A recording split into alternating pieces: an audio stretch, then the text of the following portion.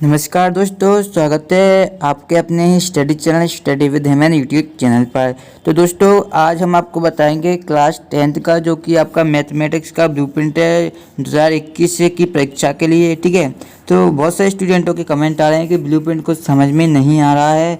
तो अगर आपको ब्लूप्रिंट समझ में नहीं आया है तो इस वीडियो को लास्ट तक देखिए, आपके सारे डाउट क्लियर हो जाएंगे। ठीक है, चलिए आज की वीडियो शुरू कर। दोस्तों अगर इससे पहले आपने सोशल साइंस और साइंस की ब्लूप्रिंट की वीडियो नहीं देखी है तो उसकी लिंक मैं डिस्क्रिप्शन में दे दूंगा, साथ साथ मैं प्लेलिस्ट की लिंक भी दे दूंगा जिसमें आपको क्लास 10th और 12th सभी सब्जेक्ट के ब्लूप्रिंट मिल जाएंगे।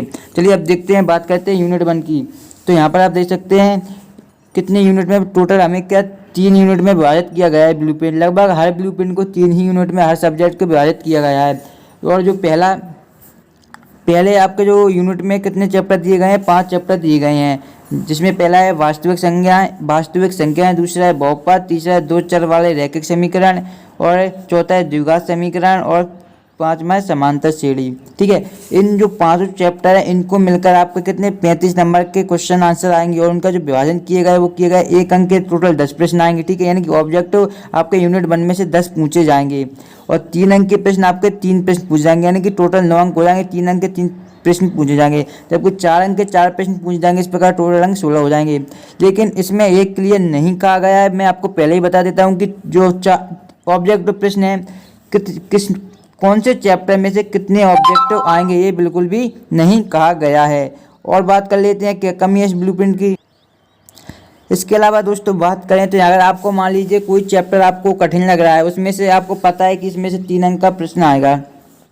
मान लीजिए द्विघात समीकरण में से आपको कुछ चैप्टर समझ में नहीं आ रहा, अब आपको पता है इसमें 3 अंक का प्रश्न आएगा, तो आप 3 अंक वाले जितने भी प्रश्न हैं उनको आप आसानी से समझ कर सकते थे। लेकिन इस बार आप ऐसा बिल्कुल भी नहीं कर पाएंगे, क्योंकि आपको बिल्कुल भी क्लियर पता नहीं है कि द्विघात समीकरण में 3 का आएगा कि 4 का आएगा। तो इस तरीके से आपको पूरा ही जो यूनिट है अच्छी तरीके से पढ़नी होगी, तब आप 35 अंक पक्के कर पाएंगे।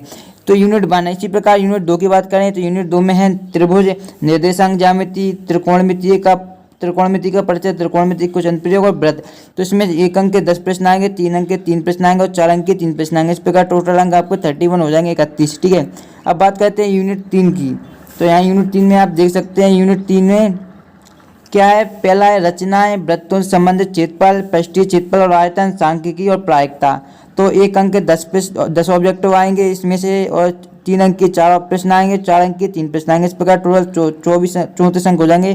तो कुल अंक आपको कितने होंगे 100। इसमें से एक महत्वपूर्ण गौर करने की बात यह है कि यहाँ पर देख सकते हैं यूनिट 1 में से कितने 10 ऑब्जेक्टिव आ रहे हैं। ठीक है, और यूनिट 2 में से भी 10 आ रहे हैं और यूनिट 3 में से भी 10 आ रहे हैं। इस प्रकार आपको जो इस साल टोटल ऑब्जेक्टिव के क्वेश्चन आएंगे वो आएंगे 30। ठीक है, यानी कि 30% ऑब्जेक्टिव आएंगे। अगर 100 का आप 30 निकालेंगे तो कितने 30 ऑब्जेक्टिव प्रश्न हो जाएंगे।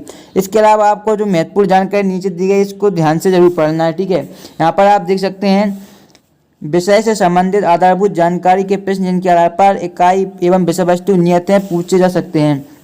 प्रश्नों के प्रकार, यानी कि आपका जो फाइनल एग्जाम होगा उसमें प्रश्न किस प्रकार से आएंगे। तो बातनिष्ठ प्रश्न ऑब्जेक्टिव प्रश्न रहेंगे 30%। तो 100 का हम 30% निकालेंगे तो 30 ऑब्जेक्टिव हो जाएंगे। ठीक है, इसी प्रकार विषय पर आधारित प्रश्न यानी कि सब्जेक्टिव 30% रहेंगे, यानी कि 3 अंक के। ठीक है, और जो विश्लेषणात्मक प्रश्न रहेंगे वो 40% रहेंगे, 4 अंक के। इसके अलावा सबसे महत्वपूर्ण बात यहाँ पर देख सकते हैं 3 में विषय पर आधारित एवं विश्लेषणात्मक प्रश्नों के विकल्प इस प्रकार होंगे। तो आपको जब 5 प्रश्नों में से कोई 3 प्रश्न हल करना होगा, 5 प्रश्न दिए होंगे, आपको केवल 3 प्रश्न को हल करना है। ठीक है, और इसके अलावा जो 6 प्रश्नों में से कोई भी आपको 6 प्रश्नों में से कोई भी आप 4 प्रश्न हल करना अनिवार्य होगा। यानी कि अब आपको जो इंग्लिश का पैटर्न होता था, आपको दिए जाते थे 6 में 4 हल करना, उसी प्रकार का पैटर्न रहेगा। अथवा वाला शायद पैटर्न ना हो इस बार। तो इस तरीके से आपका जो ब्लूप्रिंट है, आशा करते हैं आप ये ब्लूप्रिंट अच्छी तरीके से समझ गए होंगे। अगर ब्लूप्रिंट आपको समझ में आई, अगर आपने इससे अलावा आपने ब्लूप्रिंट नहीं देखी है क्लास 10 के अदर सब्जेक्ट की, तो प्लेलिस्ट की लिंक डिस्क्रिप्शन में दे दूंगा, वहाँ पर जाकर आप देख सकते हैं। चलिए दोस्तों, मिलते हैं एक और नई और फ्रेश वीडियो के साथ। अगर चैनल पर पहली बार जुड़े हैं तो इसी प्रकार की वीडियो देखने के लिए सब्सक्राइब जरूर कर लीजिए। चलिए मिलते हैं नेक्स्ट वीडियो में, धन्यवाद।